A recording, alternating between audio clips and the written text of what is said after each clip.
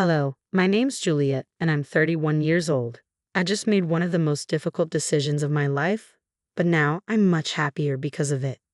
Let me start by telling you about my ex-husband, Austin. We met through some mutual friends and hit it off right away. We started dating soon after we met and had a great relationship. We rarely fought and understood each other well. When we reached our 1-year anniversary, Austin decided it was time for me to meet his mother.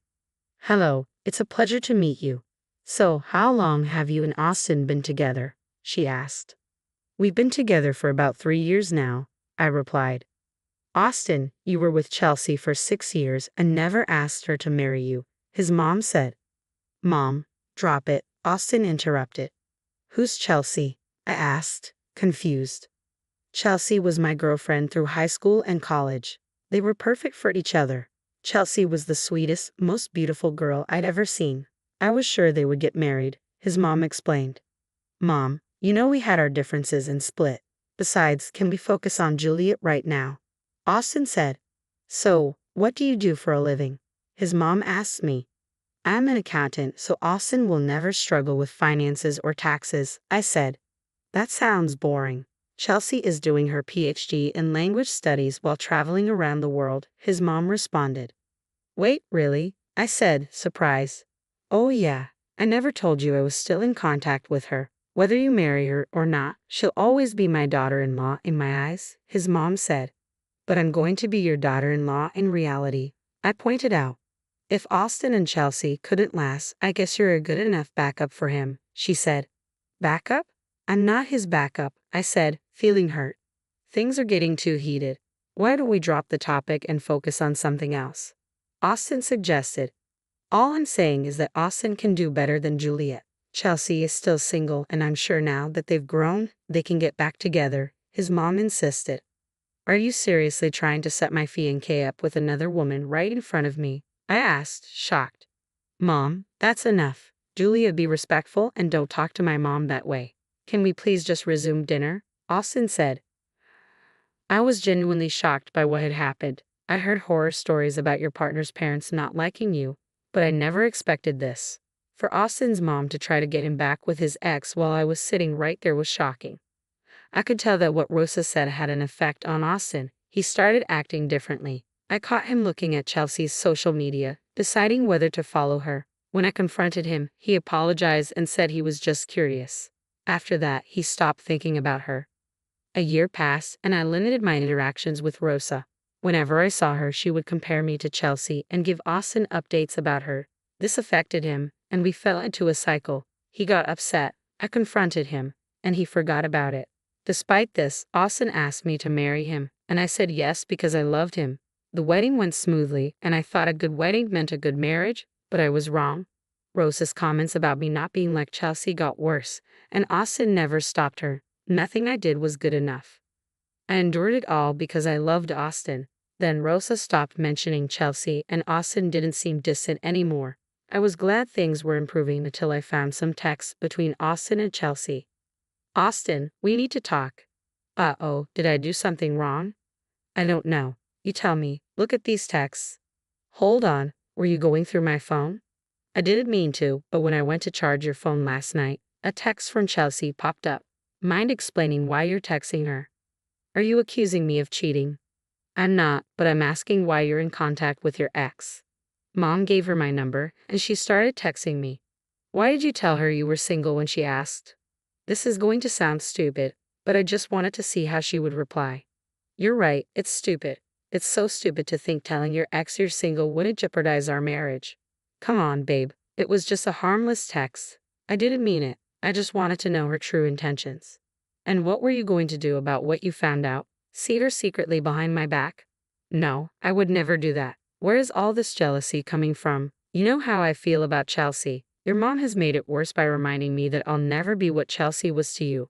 She's right. Chelsea fulfills a different role in my life, and you fulfill another. It doesn't mean I don't care about you. Are you going to meet Chelsea? Why would you ask that? She texted asking to meet up. I don't know. You don't know. Shouldn't the answer be clear? Yes, but I really do want to see how life has treated her. Actions speak louder than words. If you meet her, I'll know I was never valued. Julia, no, that's not what I meant. I was furious. Austin barely tried to assure me that I was the only one that mattered. He didn't defend me in front of his mother, and when we were alone, he still didn't tell me that I mattered to him. Why would he lie to Chelsea about being single and try to meet her behind my back? I didn't speak to Austin for a week. Every time I saw him, I felt immense rage and sadness. I didn't want to talk to him feeling that way.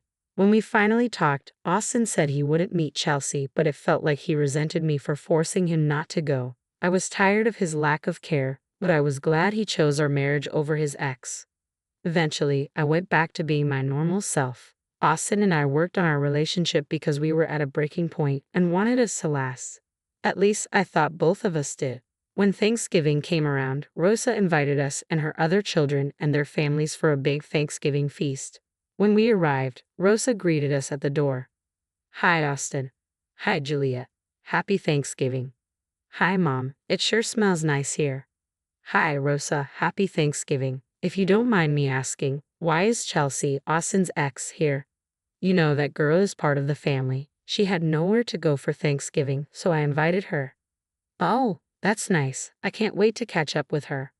"You're going to have a blast learning about her life. So much has happened since you broke up." "Rosa, you know I don't like Chelsea. She tried to ruin my relationship with Austin. Why would you invite her?"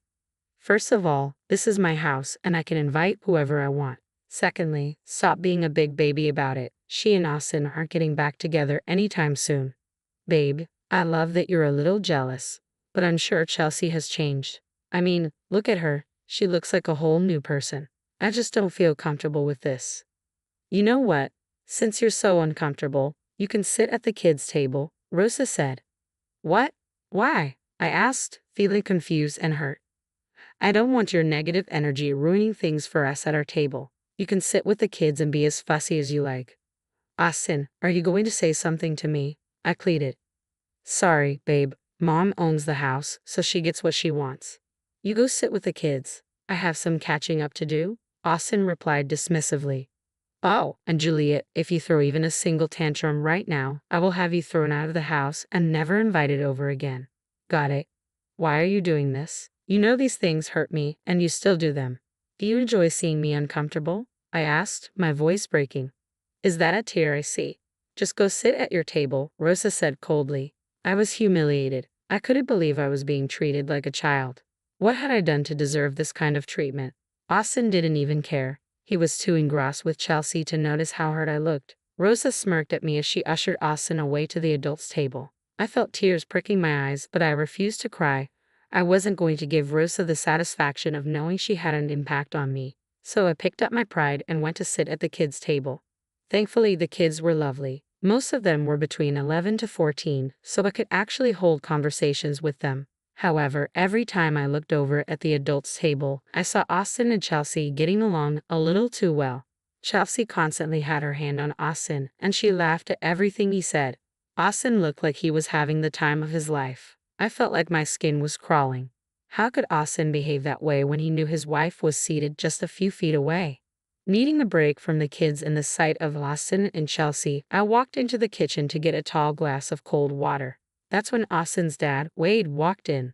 "So, why are you sitting with the kids? Did you volunteer to babysit for us tonight?" Wade asked, clearly puzzled.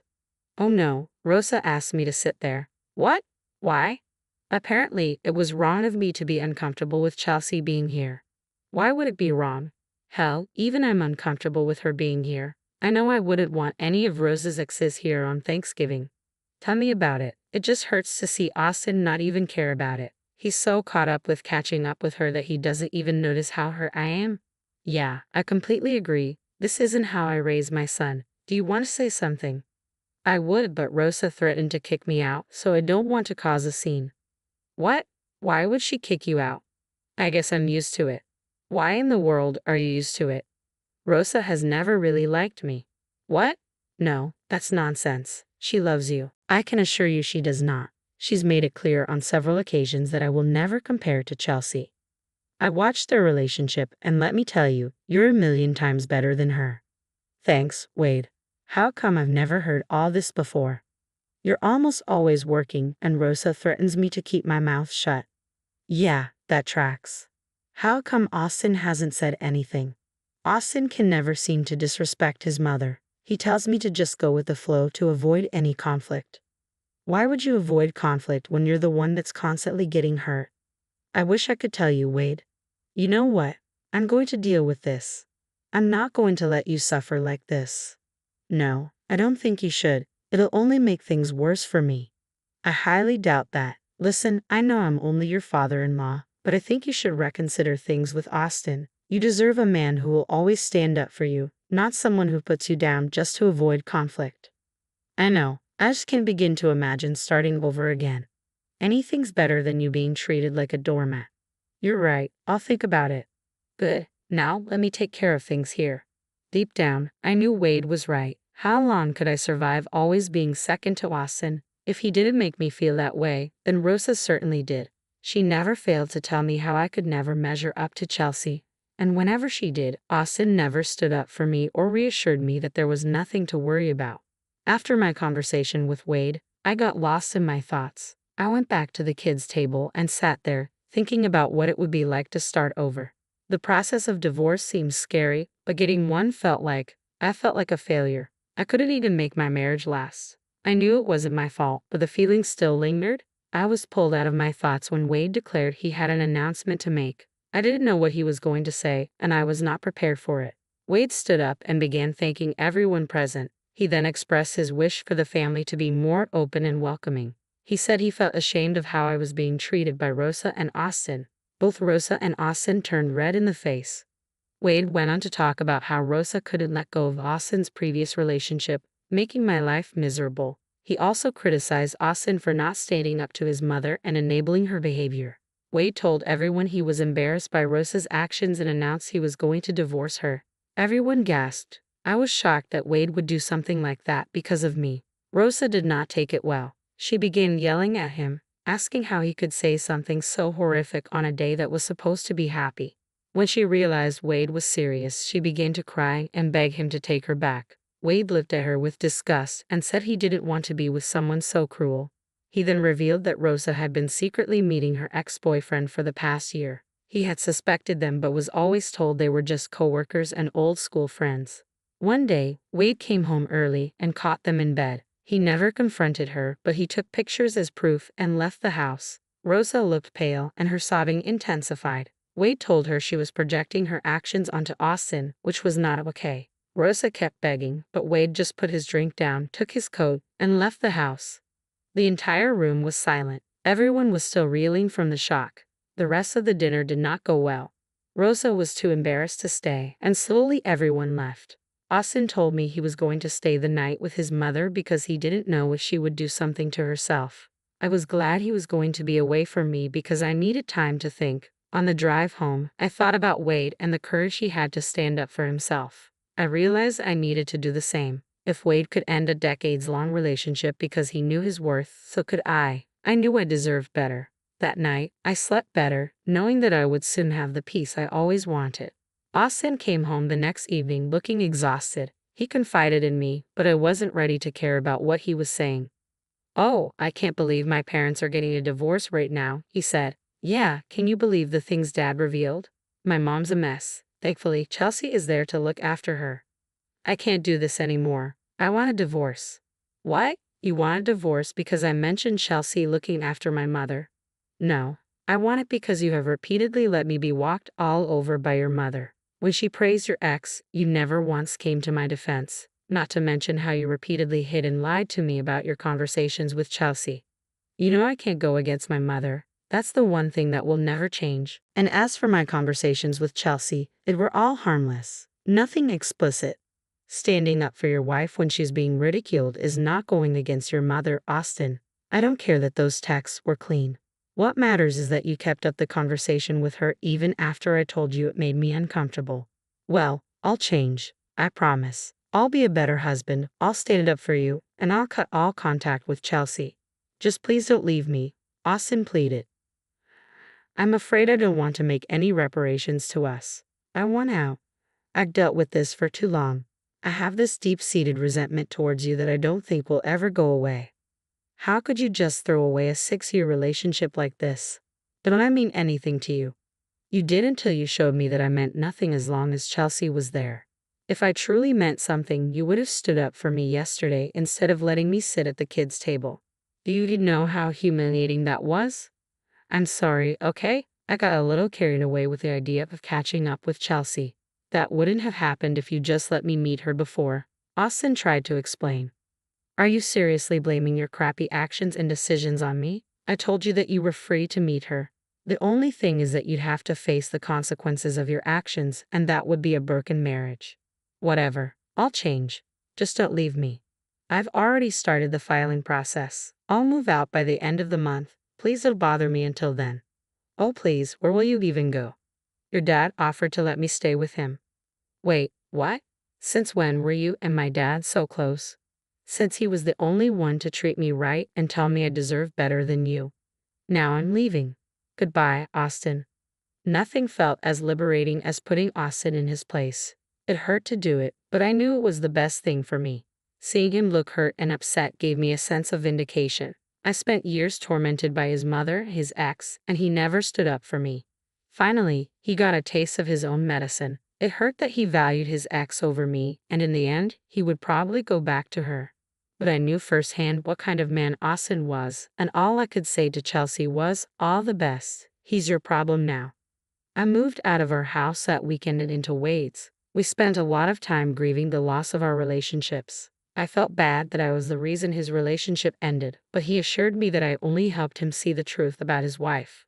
We slowly started to get better, but it took many long conversations, ice cream, and crappy movies. My life has slowly begun to improve. There are still days when I wake up missing Austin like crazy, but then I remember how I felt when I was with him, and I no longer miss him. I've decided to move away from this town because everywhere I go reminds me of Austin and me. I managed to find a good job in another state, and I'll be leaving in a month. I'm moving on to bigger and better things now. I can't wait to start a new life and fully heal. Thanks for listening.